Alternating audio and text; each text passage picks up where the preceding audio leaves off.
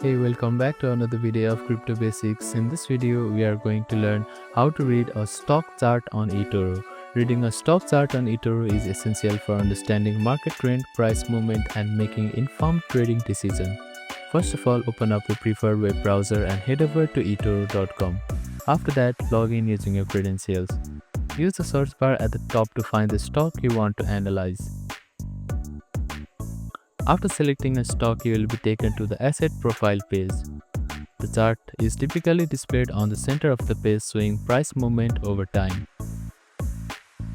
At top of the chart, you will see option to adjust time frame for 1 day, 1 week, or 1 month, or 1 year. The time frame determines how much historical data is displayed on the chart. The vertical axis, which is y-axis, shows the price of the stock. It indicates the value of stock at any given moment in time. The horizontal axis, which is x-axis, shows the time interval depending on the selected time frame.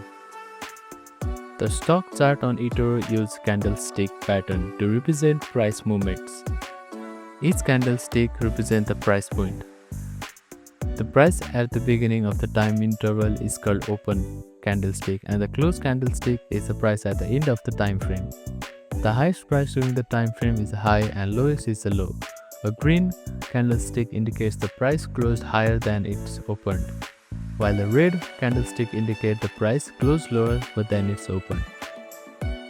Below the main chart, you will see the volume bars that represent the number of shares or contracts traded during each time period.